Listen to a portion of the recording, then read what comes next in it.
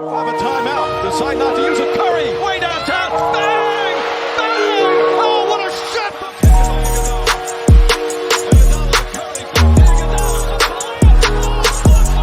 Artest looking, gets it to Bryant. Bryant turning, has to put it up for the buzzer. Banks it! Oh! He banks it!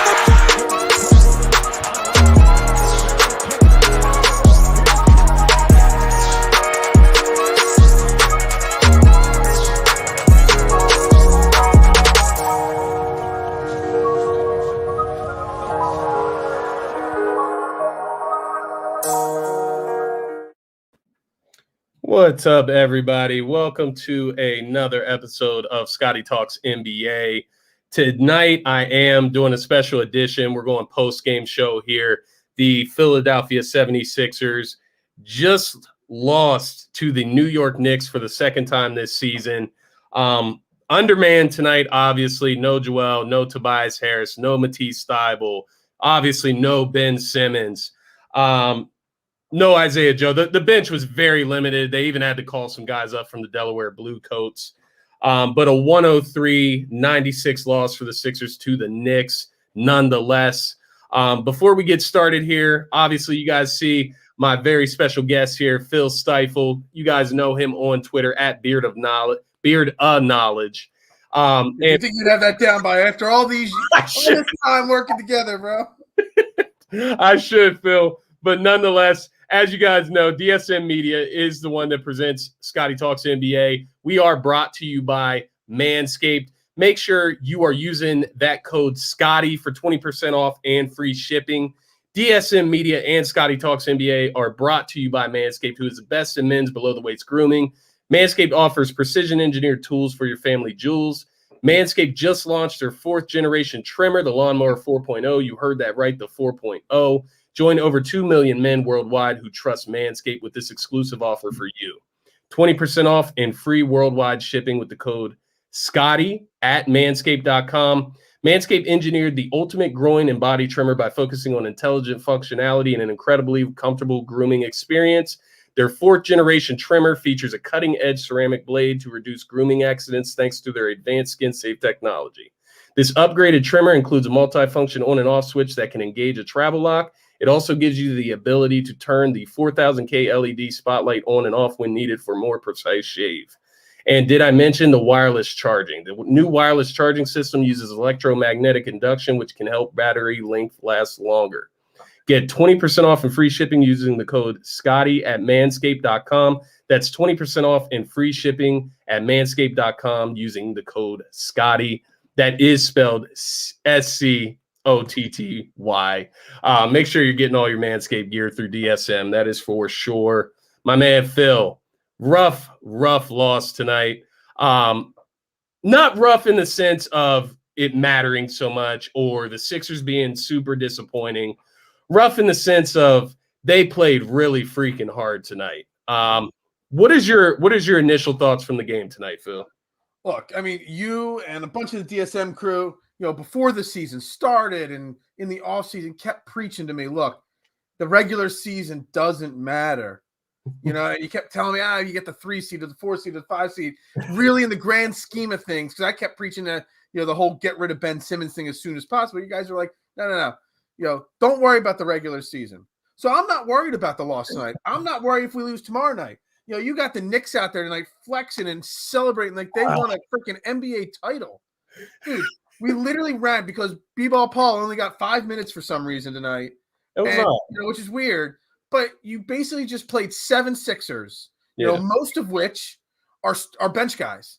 We're missing literally half our team right now. So you know what? I'm taking the positives. I'm looking at this box score and only focusing on the positives because there's plenty of positives you could take. And, let's get all the injuries. Let's get all the COVID stuff. Let's get all that stuff out of the way now early in the season. Yeah. And let's be ready to go come playoff time when it really matters. Yeah, no, I think you're spot on. And yes, there were a few of us in the group chat that were preaching. I always looked at this season, even with the guys healthy, Tobias Harris, Joel Embiid, Matisse. It was a year where some of these guys are going to have to grow. They're going to have to fill holes that they weren't necessarily supposed to. And we are seeing that right before our eyes, and it's actually really fun to watch, actually, and it's really reassuring, honestly. I want to go through these comments really quick just to get the viewers involved. Thanks for tuning in on Facebook and YouTube. Definitely appreciate that, because we can definitely get these comments up on the screen. It makes the show more fun here. Got Adam checking in. What's up, guys? What's up, Adam? I know you had a Sixers W on the plate tonight, but they couldn't pull through for you. Our guy Jeremy, the guys, tough one. Yes. Oh, and we got 2 tough one comments there. My man Chile, we showed all heart though till the end. Yes. And then of course the flex from Phil, and then Drummond, 25 rebounds. Yes. So I guess that's kind of a good point, a good starting point. Sure. Andre Drummond, 25 points, 14 points, 25 rebounds, excuse me. A monster on the boards. And, towards the end of the game, he started getting blocks. He was getting involved on the defensive end, and just the hustle, the resiliency that he showed, that this team showed, diving on the floor. And, Taj Gibson is so goddamn annoying. And it's not his fault. It's the way the referees ref him. Like, every single time Drummond's in the air, he was getting pushed in the back. Absolutely. I mean, the time Maxey went to the lane, got mauled by Randle and Gibson. I mean, they let those guys play physical. If they're going to let them play like that, kudos to them for catching on early. But what are your thoughts on Drummond so far this season? Yeah. And then, of course, the performance tonight? Well, I mean, I said it on plenty of my shows. First off, the evolution of the backup center for the Sixers, Amir Johnson to Al Horford to Dwight Howard to Andre Drummond. They just keep making it better and better. And this is exactly what we need. I don't even know if Andre Drummond is a great backup to Joel Embiid, but because of the fact that Joel Embiid misses games, whether it's injuries, whether it's protocols, whether it's rest, it's the perfect backup to have, because, you don't miss a beat defensively or on the boards. If anything, on the boards, Drummond's a better pure rebounder, I guess, than Joel Embiid is. Yeah. And everybody kind of started writing Andre Drummond off last year. He's a multi-time All-Star. He's only 28 years old. By the way, what's that? I was one of those people for sure. So I would take writing him off as a nobody, and he's past his prime. He's 28. He's playing for another NBA contract. He signed a 1 year, $2.5 million deal to come here. He's playing because he wants a big money deal next year. He wants another 3 or 4 year, $10-20 million deal, and he's going to go out and ball every opportunity he gets. And when Joel is sitting, like he's going to probably for the next 3 or 4 games, he's going to ball out even more, because he's going to show. What did he play? 30-some minutes tonight? He went out for about 38 minutes. And it's not just the 25 rebounds. It's the 8 defensive rebounds on top of it. Yeah. That just shows that he's still got it. So I think it was such a great move by Daryl Morey bringing him in. Yeah, and that's funny you bring up Daryl Morey. We will talk about him towards the end of the show here tonight. But I'm totally with you on the Drummond case here. I was wrong. I was wrong about a lot of things this offseason in reality, and I'll admit to that.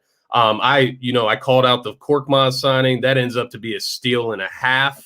Yeah. At $5 million a year, we got this guy locked up for 3 years, and he's showing signs of being a legit, we might call him a role player. He's a legit role player, absolutely, but a legit scorer at that. Niang, I didn't make a ton of noise about the Niang signing, although I did like that one. Just hearing some of his interviews and hearing his personality, seeing how he fits into his role.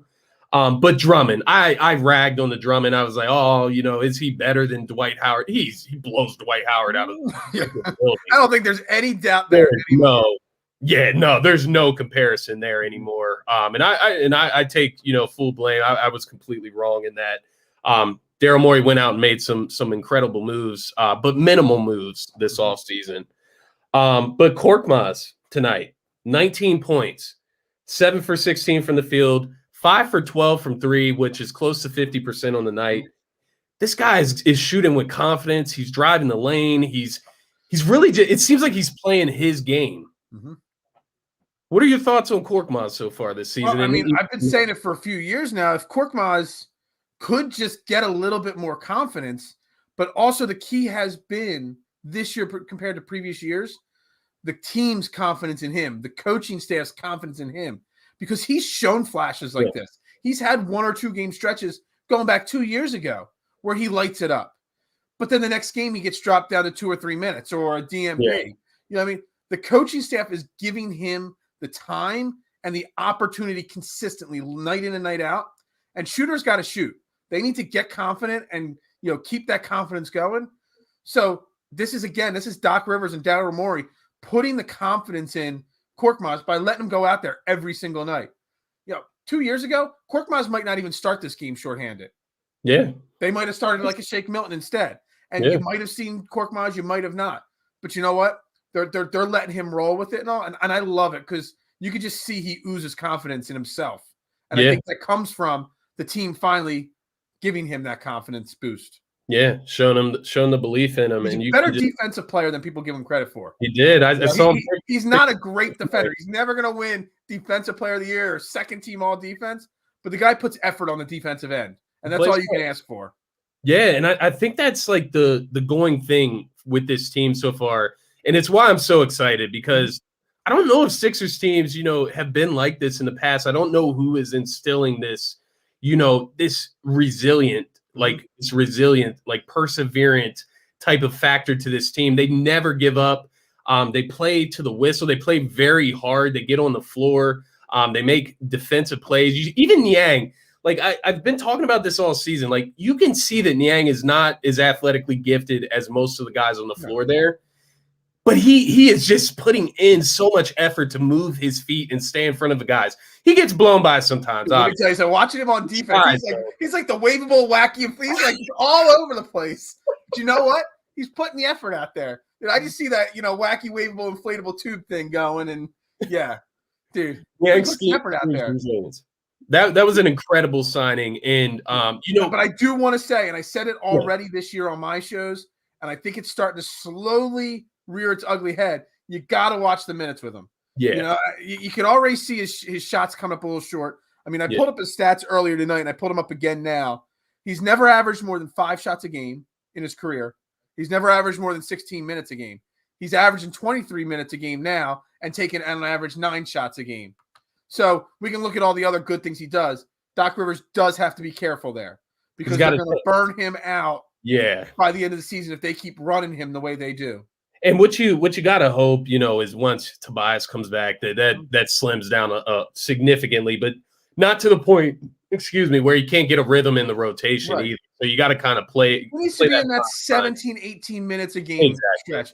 But even before these injuries, he was still playing about 20 minutes a game. Yeah. The last couple of games, he's played even more. That's gotten him up over that 23-minute mark. But you can't be playing someone like him, 23, 25, 30 minutes a game regularly. It's just going to burn him out big time. Yeah, I totally agree. And as I mentioned, he's not the most athletic guy, so it does make a ton of sense there.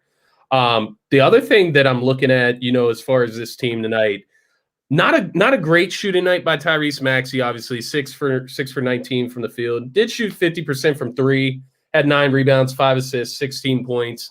But what I love about Maxey and what I want to continue to see him do, especially in these situations where we don't have Tobias taking away a bunch of shots, we don't have Joel Embiid taking away a bunch of shots. Maxey needs to get some of these shots up. He's got to get comfortable shooting these shots. If it's a mid-range jump shot, if it's a 3-point shot, which the 3-point shot is going to be so key for his career as far as being successful.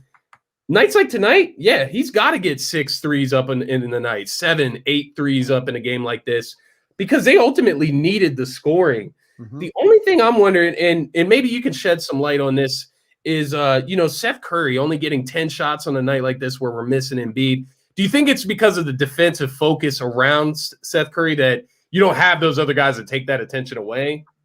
Yeah, I mean, I think that's definitely part of it. I definitely think that, who else were they going to stop? They weren't expecting Korkmaz. Most people they don't watch Korkmaz every night. Maxey, he's still young. Shake, nobody's really scared of Shake. Curry is the one that he could get hot and drop 7, 10 threes in a game, no problem. So they definitely were running him off the ball, running him off the line a lot. But I want to go dump back to Maxey for 1 second. Yeah, of course. Because you're saying he's got to get the shots up. But I've talked about it now, and I just went back to double check the Saturday night game against the Bulls. Yeah. In the last 4 games, he's averaging right around 40 minutes a game. He said 2 games around 39 and 2 games at 44. Do you know how many turnovers he has in the last 4 games? So I only know the 2 games before tonight, he had 2. Oh, so he didn't turn the ball over. Because he had 0, 1, 1, and again 0 tonight. Wow. And so that's you got a a 21-year-old kid, just turned 21 years old. Yeah, he's going to get better with the shot. I mean, I just like that he has the confidence. He doesn't hesitate to shoot. Yeah. So that could get better as time goes on. But the fact that you have a 21-year-old starting point guard on a championship caliber team that has 2 turnovers in 4 games where he's averaging basically 40, 41 minutes a game. So I'm not worried about nights when his shot doesn't fall, because that piece of progress right there, that trumps the shooting for me.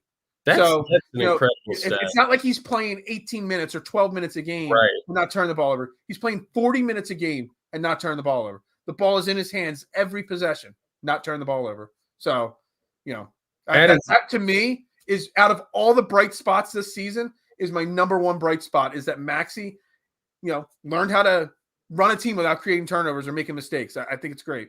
Yeah, and he's leading the team in assists as well. So that's an incredible stat that you bring up there. I'm kind of mind blown about that. Yeah. I started tracking it 4 games ago. For the morning show, and now I had to double check just to make sure. But 2 turnovers, 4 games. 2 turnovers, averaging close to 41 minutes a game. That is insane for a 21-year-old. Yeah. That's insane for any NBA player. That's any NBA player in general. That was my biggest worry with Maxey coming into the season, though. Two worries I had with Maxey is finding his shot in this offense with a lineup with Embiid and Tobias in it, and then of course just the turnovers as a young NBA point guard coming in, and even he was the only Sixer tonight with a plus minus that was in the positive. Everybody was negative except for him, who was +5. So interesting. And that's a piece of dirt on my screen. No, it says +5. Do you ever notice, and maybe I just am too fond of Maxey to where I get frustrated when I see it, but it seems like Doc rides him really hard. Yeah, I've noticed that as well. Maybe that's just Doc seeing a lot of potential in him. Yeah. Maybe that's Doc, looking at him and saying, well, this is the guy that's going to be our starting point. Maybe he knows this is our starting point guard this entire season, and he needs to use this early part of the season to really, I don't want to say speed up his development, but maybe that's what it is. Yeah. But, maybe that has something to do with it, because Shake had an awful game tonight. You didn't see Doc riding Shake tonight. Right. Shake's not the starting point guard come playoff time, if we're all healthy. Tyrese Maxey is. So maybe that's why he rides him so hard. I mean, that's what, I ride, people that are, have the most potential. I want to get the most out of them, So that might be it. I don't know. And that ultimately makes sense. I just, kind of wondered, because it's on like plays where I'm like, well, that wasn't Maxey's fault. You know what I mean? Like where he's like yelling at Maxey, but I mean, that's beside the point. I think, the main takeaway from all of these games, so even the ones where Embiid is playing and Tobias isn't, or vice versa, where Tobias is playing and Embiid isn't playing, or when Embiid's not playing well, these are all growing opportunities for all of these guys outside of those 2 guys who are solidified in this lineup. Obviously, Seth, Danny Green, they're solidified. They've been vets in this league for a while. But the rest of these guys are guys just trying to find their place. They're really trying to make a name for themselves. And they're getting the ultimate opportunity to do that. I do wonder, Paul Reed tonight, that now that you pointed that out, and I realized I didn't see him really. It was like late in the third quarter. I noticed they were running a lineup when they put, so Drummond started the third quarter, obviously.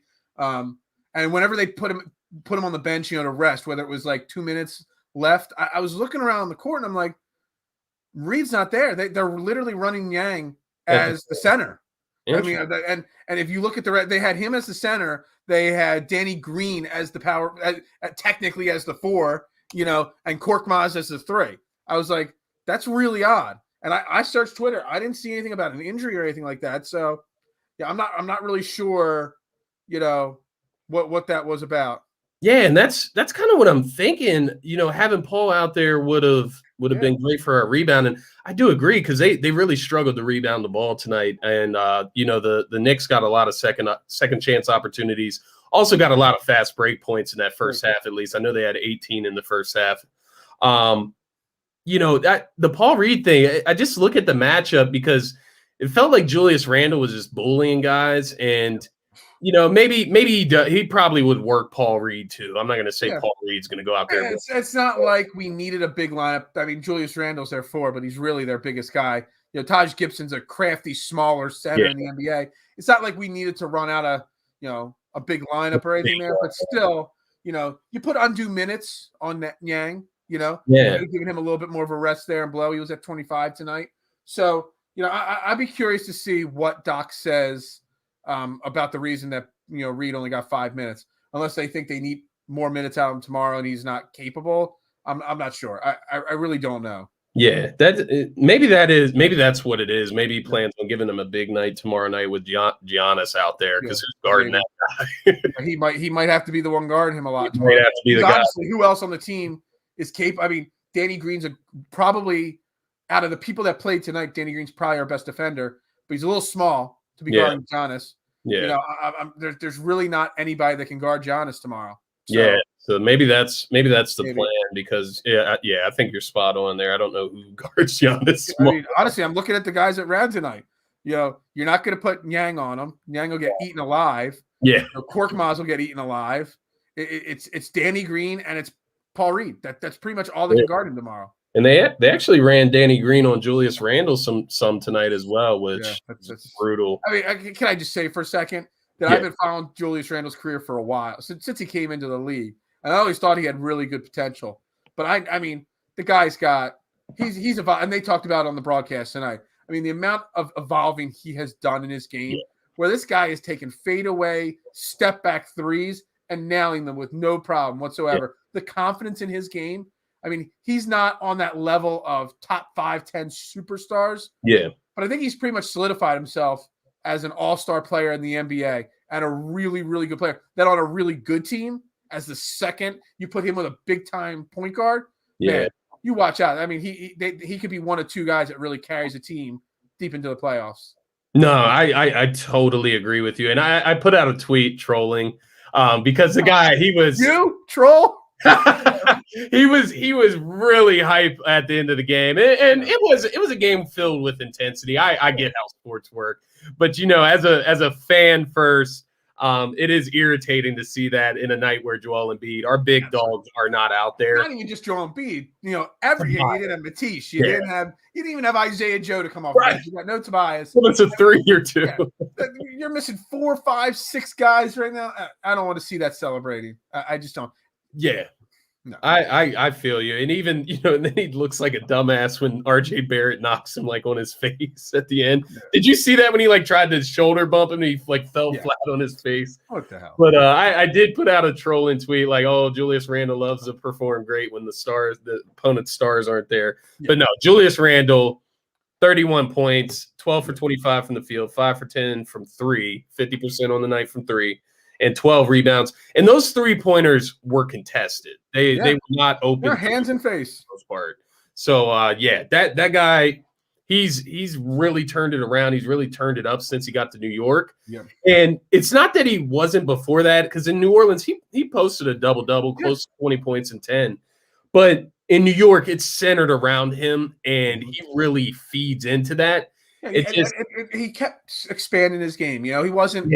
He wasn't putting up that. I think he took 10 threes tonight. I mean, he wasn't taking up 10 threes before. So, and it wasn't even it's not like he's the sole guy that can put up shots. I mean, RJ Barrett puts up shots. Kemba Walker, he had an off night tonight, but he's a volume shooter. Derrick Rose, in his minutes off the bench, a volume shooter. So it's not like he has to be the guy putting up 25 shots a game, but he does it with complete confidence. And, when he's not playing the Sixers, I love to see it, honestly. So I love to see a player continue to evolve his game and get better as the career goes on. Yeah, and quite honestly, I love the intensity he plays with. I've seen somebody not evolve their game in Philadelphia for a few years now. So I'm not naming names, but, I'm saying who right there. So I love to see him do exactly the opposite. I even saw him bring the ball up the court a few times. Yeah. So the guy's got pretty much a lot going for him. So, He does. I And wish it was in the Western Conference. that, yeah, I do too. And, this Knicks roster now, I said this also on Twitter. I do hope, and I don't care who the Sixers really play in the playoffs. We'll see who they play. But the Sixers and Knicks would be a very intense series. I think the Knicks play a style of basketball that keeps them in most games with the defensive paralysis. I would love to see that matchup. I would love to silence them in the playoffs as well, having Embiid. If we're healthy, if we're a complete team. We're team healthy. Yeah. That's the thing. I mean, you look at Tom Thibodeau, he's an amazing defensive coach. Yeah. I mean, that's where he made his bones, no doubt about it. But you look at this team, if you're going to have a shootout in a 7-game series, are you really going to think Julius Randle is going to go, 5 of 10 from 3, enough times, Kemba Walker is probably the streakiest shooter. Evan Fournier, another gutsy, gritty player. He's not going to shoot lights out regularly. Taj Gibson, Derrick Rose. I mean, he's a good player still. He's still got a good drive, but he shot 2 of 8 tonight. Alex Burks again, another guy. We know him from Philly. He's a volume shooter none of these guys outside of Randle shoot at a high percentage frequently enough.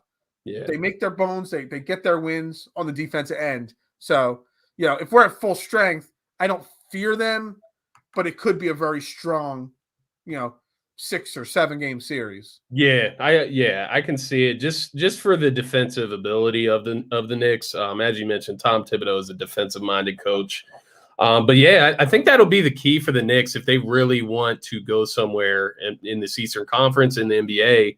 As far as not just you already got over the playoff hump. Mm-hmm. It's time to get to the second round, get into those later rounds of the playoffs. Mm-hmm. And I think they need to see that second scorer either evolutionize, whether it's RJ Barrett, he's a young guy, if he can be that guy, but he's such a spotty shooter that I just don't know that that's going to be this season as he keeps improving. But they have to find that second guy that can get a bucket at any moment in the game. And they almost don't even need a second guy. They need a guy that can just even take – they need like an old school JJ Redick, a guy that can go up there and just shoot 3 of 4, 2 of 3, 4 of 5 from 3 so that you look at it tonight. We say the Sixers shot poorly tonight, and they did, especially in the first half. But the Knicks shot 13 of 40 from deep. And if you take out Julius Randle's 5 of 10, it comes out to – I just did the math. I was stalling for a second there. It's 26% they shot from 3 if you take Julius Randle out of it. So it's not like, that's not good. That just shows how bad the Sixers shot tonight. Yeah. That a team can shoot 31% from 3 and we still lose the game. So – because I guess, the thing about that end of the game especially was that Julius Randle ended up taking over the end of the game. And we just did not have anybody to match that. You could see guys were tired, trying to force threes up, trying to catch up.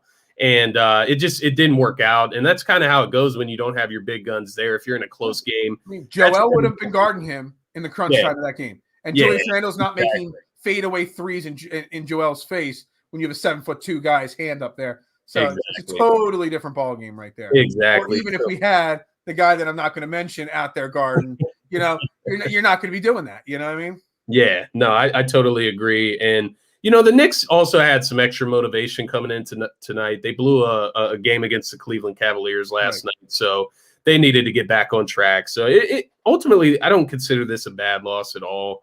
It just is what it is, right? Like there's not much you can do about it. Yeah. And one last thing with this game before we move on, but the refereeing, I know it happens every night. For different teams, it goes one way or the other, but it is so frustrating on a night where we only have 7-8 guys and these phantom calls. Like I don't understand it. We're at home. You have a disadvantage even, and I know it shouldn't go either way, one or another, but I would expect if you're going to, try to keep a team in the game or try to give an advantage, you would give it to the disadvantaged team in the first place. I just don't understand how they don't get penalized at this point, but you come out with an NBA report basically confirming everything that they get wrong in the last 2 minutes of the half, last 2 minutes of the game, whatever the case may be. I mean, I hope it affects them, come playoff time because less refs are used in the playoffs. Hopefully they're tracking this stuff. But honestly, I agree. I mean, total phantom calls nonstop tonight, bad calls left and right. Bad calls on both sides. Yeah. Two things. One, for as bad as it was, there was actually 5 more fouls called against the Knicks than there were. Interesting. Sixers. 18-13 on the fouls. And we had 3 more free throw shots than the Knicks tonight.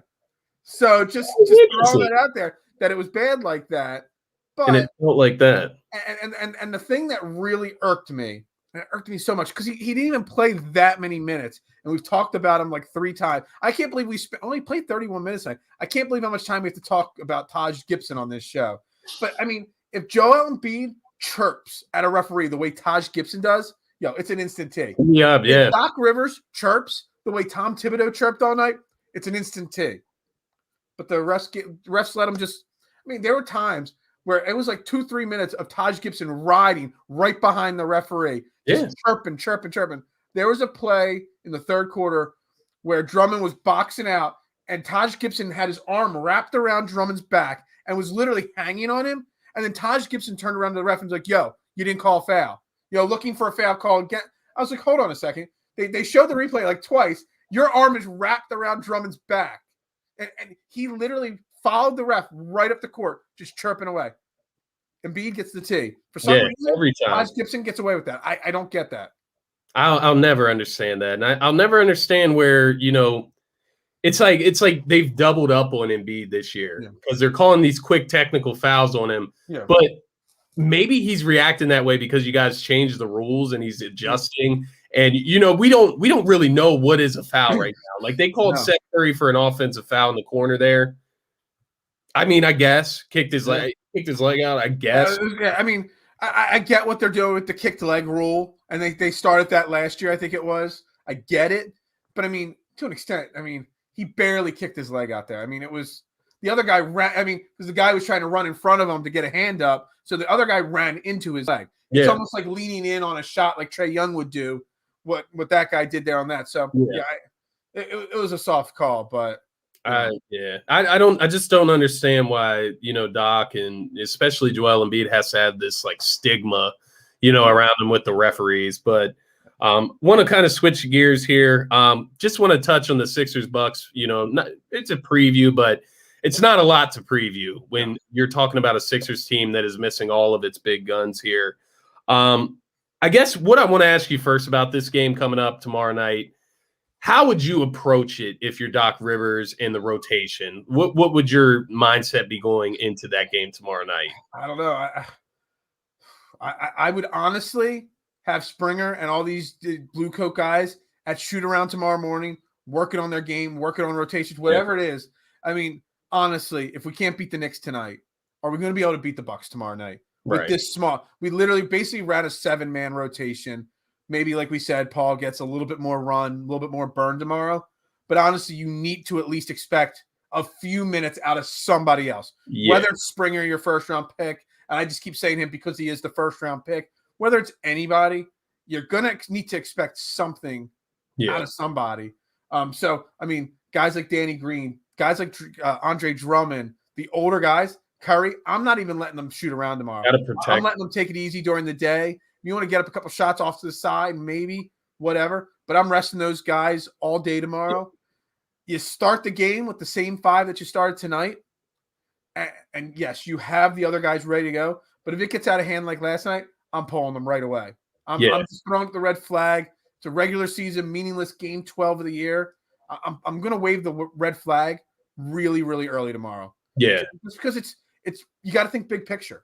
And tomorrow's game, you could really you can hurt somebody. First off, Danny Green's hamstring could get hurt more. I don't know if you noticed on that one time he did grab himself. No, I didn't. In the groin area. It was during that jump ball. Sitting him completely tomorrow. In that case. I mean, on that jump ball when we thought they were calling a foul on Danny Green, up for the block. After he realized it was a jump ball, he did reach down and grab his groin a little bit. Yeah, and then he did come out of the game right after that and did sit for quite a bit of time. So it's something that concerns me big time. So I'm making sure that some of these guys are ready to go tomorrow. These G League guys, because even if we keep it semi-competitive, you can't let Maxey play 44 minutes. You can't let Curry play 41. Drummond can't play 40 minutes tomorrow. Yeah, you just can't do it. Danny Green can't play 30. So And Yang can't play 30 minutes tomorrow. So you got to find somebody in shoot around tomorrow that is capable of giving you 15 or 20 minutes off the bench.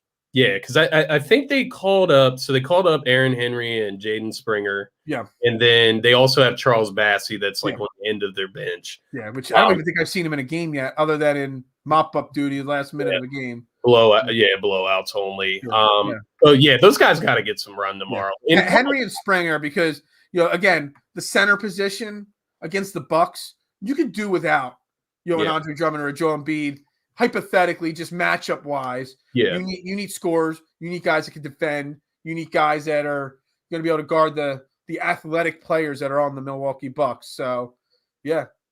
No, I totally agree with you. And as far and Chile just chimed in there. Bassey in there when Giannis goes out. Yeah, I do like that idea. Bassey's a nice, lanky, very defensive-minded presence.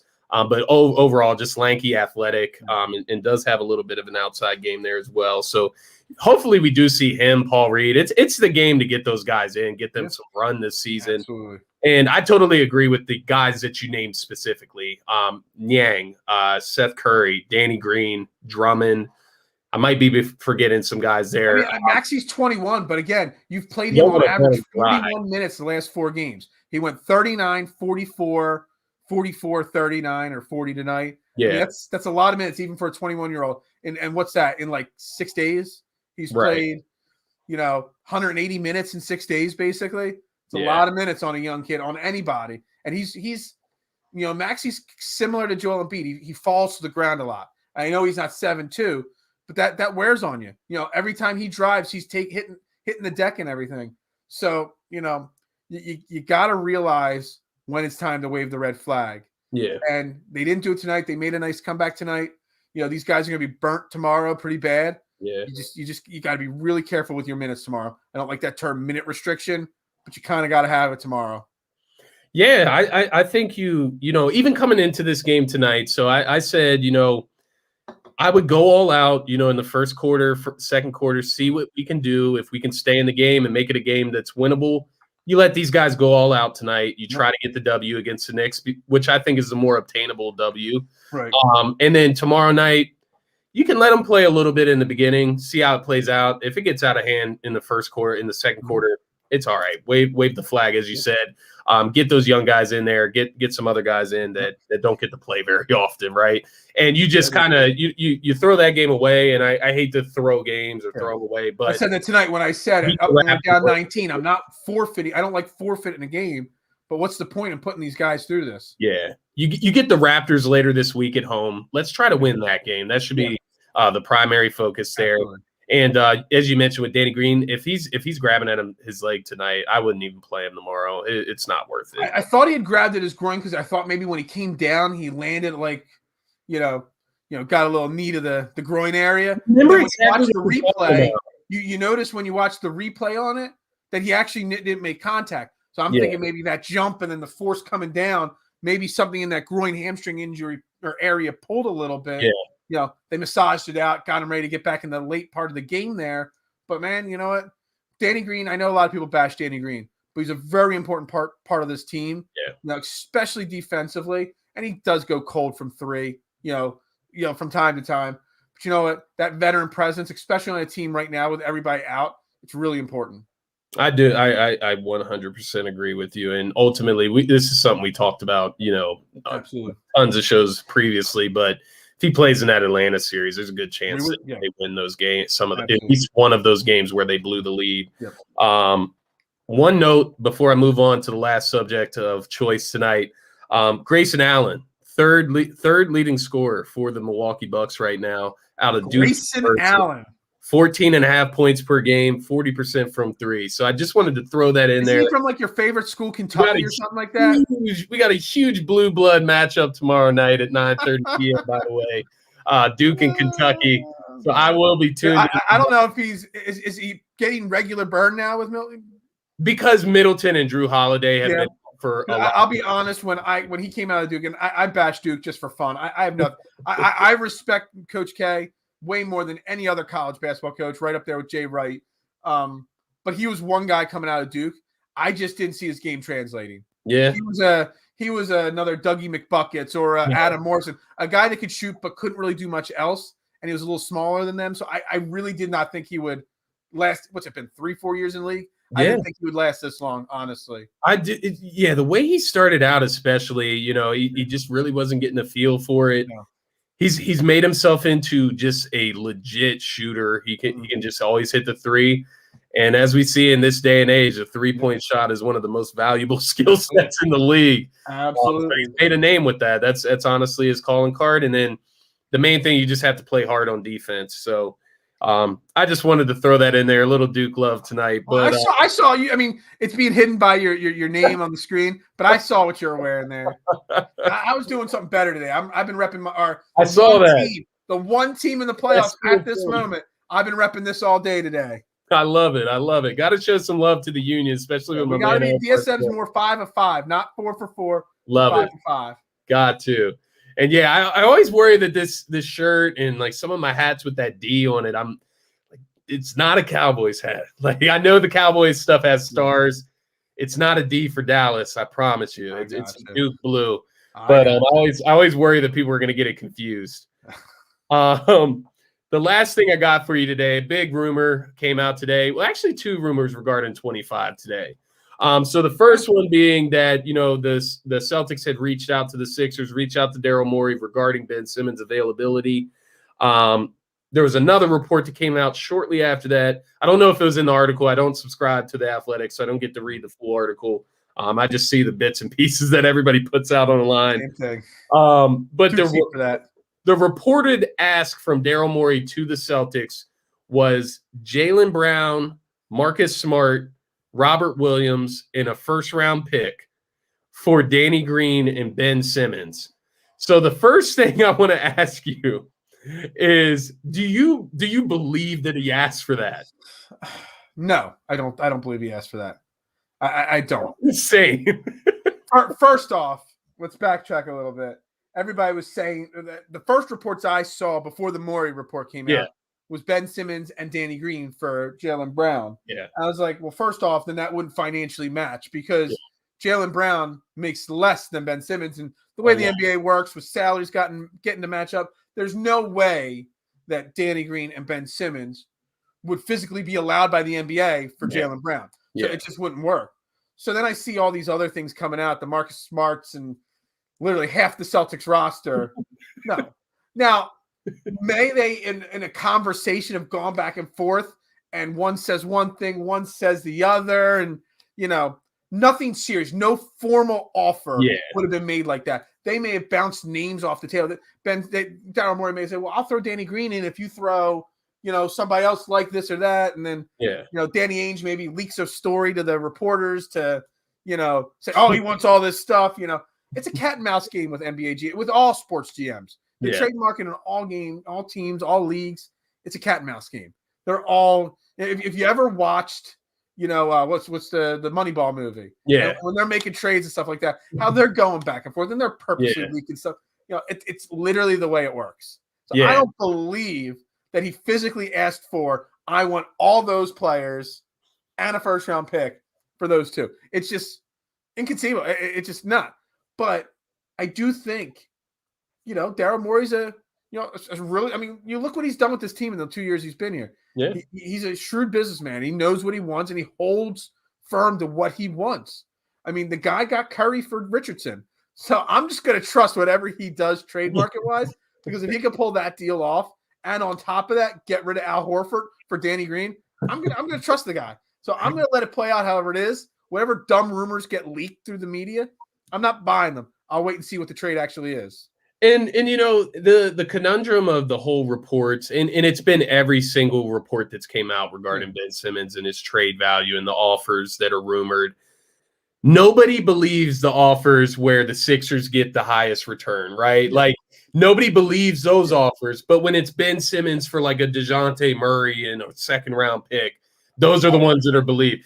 Yeah. We have to have it both. We can't have it both ways, right? Like, either you believe the sources or you don't believe the sources, right? Like, it's not, we can't pick and choose which sources that we believe unless it's only coming from Woj, right? So whatever comes from Woj, I do believe it when Woj says it. Insane. That's how I operate. But it's just funny every time I see it. Oh no, that package wasn't true, but this package that was rumored was true. Like, no, it doesn't work like that. We either believe it or we don't. So just real quick though, yeah. A lot of people said that Ben Simmons for Jaylen Brown straight up can't happen because of the money, and there's like a $7 or $8 million difference. Yeah. But there's trade exceptions, and people aren't looking at them. Just before the show, I did go on the ESPN trade machine, which I don't do trade machines, but I just wanted to see how off it was. And the trade machine, because of trade exceptions, it did go through successfully, straight up one player for one player. So I'm not a salary cap guru or wizard. I don't know all those rules. But, I mean, they would have blocked it on the trade machine if the financially, it didn't work. So, it is possible to just swap them straight up. Both players conceivably Ben Simmons definitely needs out of town and a new scenery. Jaylen Brown seems to maybe, be wearing out his welcome in Boston. Honestly, I'd be very happy with just a straight up swap of the two. I don't need draft picks included. Don't need any of that. Just swap them. Yeah, I totally agree with you. I think that would be a hell of a return and maybe best case scenario at this point, honestly. At this point. At this point. I'm hoping maybe all the controversy going on in Portland's front office, maybe Dame Lillard changes his story. I'm still holding out hope. I'm hoping. I still got the Dame Lillard jersey in my shopping cart, ready to order it when it happens. He's so loyal, and it's honestly, Phil, it's only because the Sixers are in this situation with Ben where I really am just begging for Dame Lillard to request a trade. But I love his loyalty to Portland. I really do. I respect it. I admire it. I respect it as well. There's not many basketball players or even athletes that are built like people that. in life in general. In general. Anywhere in the world. Not very well known these days. So I do truly admire it. Yeah. One thing I wanted to ask you, how would you feel in that situation? Got a question here. Is Buddy Hield still on the table? I don't know what's going on with Sacramento. They got a plethora of guards out there in Sacramento. I know for a fact because they did it 2 years ago, I think it was. Maybe it was last year. I think it was 2 years ago. They've got Buddy Hield coming off the bench, and he absolutely hates coming off the bench. He thinks he's a starter. He wants to be a starter. He's kept his mouth shut this year so far, but deep down inside, Buddy Hield does not want to be coming off the bench. He wants 35 minutes starting every night. So I think if there was a deal to be made there, if it was even remotely discussed, it could happen. I just think that if you're talking Buddy Hield or Jaylen Brown, you got to go Jaylen Brown. Yeah, definitely. With Buddy Hield, the only way I would consider that is if it's packaged with like a Marvin Bagley or some type of Barnes or anything like that. Barnes, anything like that. But the Sacramento Kings are interesting because, like I said, they have a plethora of guards there. They have guys like Harrison Barnes, who has a really undesirable contract, but in reality, for the Sixers, it would actually, he's a player that could actually really help the Sixers. Absolutely. They could be sellers, as we get closer to that trade deadline. You may start to see some of these guys be moved. Bagley has wanted out of there for a while. Mm-hmm. Hield, as you mentioned, is another guy that is requested out of there for a while. He said, you obviously go. Yeah. Of course. I mean, it was an obvious statement, right now. But I felt like I had to say it for some reason. No, I feel you. It's just because he was brought up in the same, discussion. But, with Buddy Hield, I do think that would have to be like more of a package for Ben rather than a clean swap, obviously. Yep. But, that was like the thing with Ben is, they're going on this West Coast trip soon. And I always thought, and Sean Barnard actually brought it up to me on Friday when he was on my show, but he like re-energized this idea that I had thought when I originally looked at the schedule. But they have a 6-game road stretch, and they're going straight out west. It's all the teams that Ben would love to play for in California. Go out there. That's the time to come back, Ben. You're missing a bunch of guys. It's coming up here soon. Well, I thought this was a key moment. I tweeted this out. I think it was last game when everybody started following the COVID protocols and all. Yeah. I'm like, Ben Simmons, call their bluff. Show up and say, I'm ready to play. Yeah. And then, I mean, if you really want to take it to, the next step, Daryl Morey and Doc Rivers call his bluff and say, sure, you're in the starting lineup tonight. and just Yeah. see who, play a little game of chicken with both of them. I mean, that's taking it a little too far. And, if somebody you have to bluffs and lose in says that no, who knows what could happen then. But, I mean, you go out there on the West Coast, don't have to worry about the fans, Exactly. just go out there and ball out. I mean, there's minutes to be played. Exactly. So, That's how I'm looking at it. He knows the system that Doc Rivers runs. Why not help the team out? Show you could be bigger than your ego and show that you can play for a team, just do it. And the West Coast trip is a perfect example. Yeah, Sixers have nothing to lose, and Ben has nothing to lose. He has nothing to lose. He actually his image will not go any lower than it is right now. And I think if he comes back in a situation like that where the Sixers are down a couple plays, that makes him look really good, actually. You know what I mean? So Absolutely. If he's able to, push through the mental issues that he's struggling with and come back and help his team out, that makes him look incredible in reality. I think he should. I mean, I made the jokes about him playing chicken and calling each other's bluffs and all, but in reality, it's a smart move for him with them. Yeah. So now that Joel Embiid is out probably for the next 10 or 12 days, borderline, ballpark. Yeah. And then you got to think that, Doc did say that Tobias and Joel have the worst end of the spectrum of the symptoms. You got to know their conditioning and their breathing is not going to be up to par when they come back. Yeah. This could be Ben's team for the next 2 weeks. Yeah. And he can ball out or not, but I think it's. And he could showcase exactly what he said, right? He could showcase exactly what he said, that having Embiid on the floor at the same time as him, kind of hampers his game. You get to go out there and run with the young guys. You got shooters around you. What better situation could you have? Absolutely. There's no negative to it. One question two more questions and I'll get you out of here. How would you feel about trading Ben Simmons to a team that you're going to play very often, like the Celtics? That's a tough one right there. I mean, I don't like the idea. I said the same thing when the Eagles traded draft picks with the Cowboys. Yeah. The Cowboys walked away with Micah Parsons. I don't like the deal. I don't like that theory. But if you can get a Jaylen Brown type, just like we got Devontae Smith while they got, we both got great players. Right. And that's okay. But then other people are like, well, Jaylen Brown, there's a lot of people out there saying that Jaylen Brown's not on the table, in a Ben Simmons. Like Marcus Smart might be the best player you get. Then no. I'm not taking pennies on the dollar to trade within the division to a major rival. If we're getting fair, equal market value, then I can live with it. I won't love it, but I can live with it. Yeah, I totally agree. And no way in hell am I doing it. It would be Marcus Smart and Jaylen Brown or a package. I've always loved – I know Marcus Smart's the guy you hate on the other team, but as soon as he becomes your team, you love him. Yeah, he's a glue guy. Yeah. The last question I have for you here tonight, Phil, if Ben Simmons, because he did agree to meet with the Sixers recommended mental health specialist, so that's one step in the right direction. But is he doing it? It's a money. Yeah, I mean, who knows? I don't mess with the mental health stuff. I get even Ben Simmons. He's given us no reason to give him the benefit of the doubt, but I still give him the benefit of the doubt when it comes to till proven otherwise. That's one thing in this whole situation. I refuse to question if he is actually going through mental, issues. That is not my business. It's not my place to diagnose, non-diagnose. I do not know Ben Simmons' personal life. So that is no place for me to question or even, hint at him being that type of person.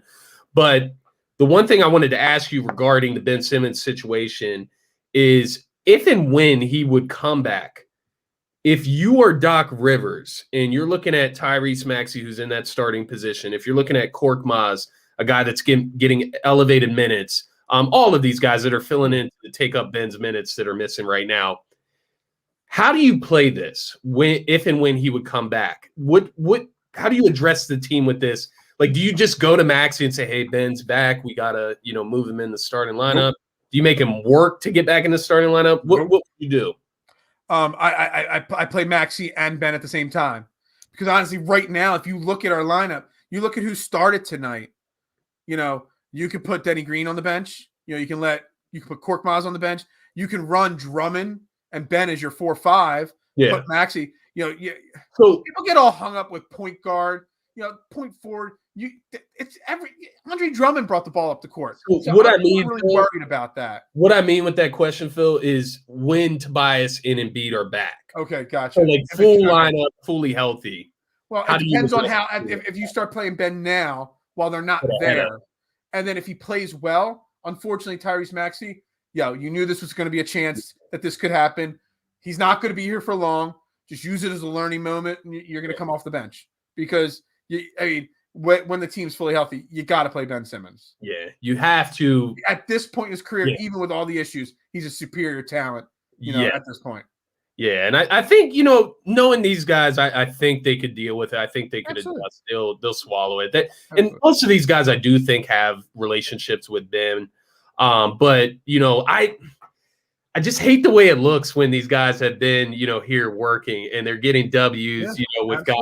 And now would be the perfect time for Ben to step in and kind of get ahead of that. Because then once you have Embiid and Tobias come back, it doesn't look as bad when you keep them in the starting lineup. Yeah. So, I think that is the move if you're going to make that move as short as possible. Yeah. No, I agree with you 110%. Because the last thing I want to do is, ruin Korkmaz's confidence right now, or ruin Maxey's confidence, ruin Thibault's confidence whenever he comes back. But you do got to showcase. I hate to say you're not going to be taking. You're not going to start Korkmaz when everybody comes back, but you're not going to take minutes away. He's still going to play minutes. If anybody out of the main rotation is going to start losing, it's Shake Milton's going to lose. If Ben Simmons come back, Shake Milton unfortunately is going to be DMPs a bunch of times. Yeah, because Maxey has earned the right over Shake to get those minutes. Yeah. One more thing, and it's just like a dream of mine with the Ben Simmons situation, but if he would just, and he will never do this. He will never ever do this. But if he would just agree to come off the bench with the bench unit and run with Drummond, Shake, Korkmaz, and move Danny Green to the bench unit, moves Thibault to the starting unit, and that is just the perfect bench unit there with Ben Simmons. Ben Simmons and Joel Embiid can work on the court together because of spacing? Ben Simmons and Drummond are not going to work on the court together because Drummond ain't taking threes. Joel will go out there and shoot that three for Ben, but Drummond ain't doing it. Running each other down below. No, that's it would never happen. Why don't you put Joel on the bench too? Then come on now. Seriously, get that out. No, I know it will never happen, but it will be interesting to see how this plays out. Yeah, it will be. It'll be interesting to see how these guys come out tomorrow. What Doc does with this rotation. Main thing, keep the guys you have healthy. We need those guys at least. But Phil, that is all I have for you tonight. I'm sitting here burping. I need to go eat. I've been running around like a fool tonight. It's time for bed. I got to be up at 7:15 for training in the AM. I swear. But I appreciate you hopping on here with me tonight. Always a pleasure and always nice to dig into the Sixers. Of course, be sure to follow my man Phil Stiefel on Twitter at BeardAKnowledge. And, of course, make sure you're following me at Scotty Drowned. If you're not following DSM Media, which is just what the hell's wrong with you at that point. Yeah, what the hell is going on?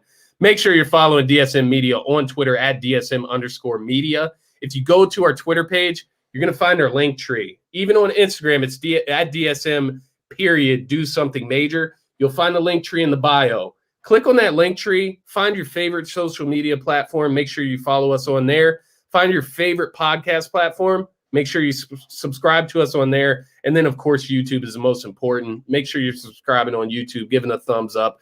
We love it.